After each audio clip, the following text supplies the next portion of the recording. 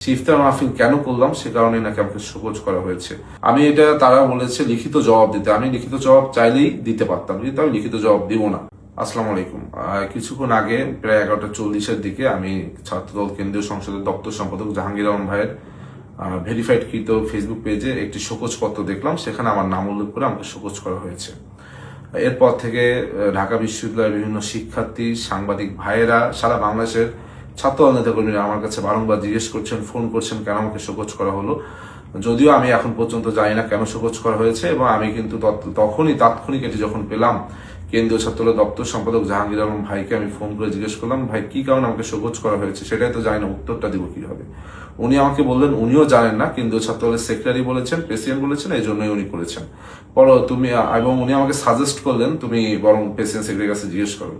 যাই হোক, পরবর্তীতে আমি জানতে পারলাম যে গতকালকে 26শে ফেব্রুয়ারি বৃহস্পতিবার ঢাকা বিশ্ববিদ্যালয়ের শিক্ষার্থীদের নিয়ে আমি একটি ইফতার মাহফিলের আয়োজন করেছিলাম। কোরআন তিলাওয়াত প্রতিযোগিতা ছিল, তার পরবর্তীতে আমি শিক্ষার্থীদের সাথে একটি ইফতার মাহফিল করেছি। সেই ইফতার মাহফিল কেন করলাম সে কারণে নাকি আমাকে শোকজ করা হয়েছে।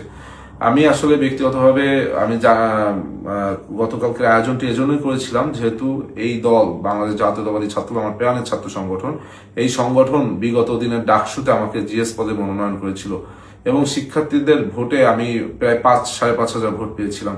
তাই আমি মনে করেছিলাম যে এই রোজা উপলক্ষে শিক্ষার্থীদের প্রতি আমার কিছু দায়বদ্ধতা রয়েছে।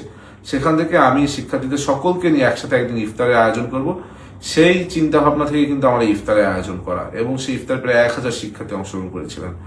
আমি জানি না যে আমি কোনো বড় ধরনের অন্যায় করেছি কিনা, যে অন্যায় কারণে শোকজ পত্রটা শুধু ফেসবুকে আপলোড দেওয়া হলো, এখন পর্যন্ত আমাকে ব্যক্তিগতভাবে জানানো হলো না, বা অবহিত করাও হলো না, বা পাঠানো হয়নি।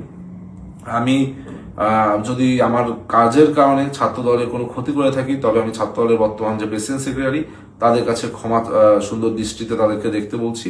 আমি এটা তারা বলেছে লিখিত জবাব দিতে, আমি লিখিত জবাব চাইলেই দিতে পারতাম, কিন্তু আমি লিখিত জবাব দিব না। আমি দিব না একটি কারণে, সেটি হলো আমাকে ব্যক্তিগতভাবে এখন পর্যন্ত কোনো শোকজ পত্র আমাকে কিন্তু পার্সোনালি পাঠানো হয়নি।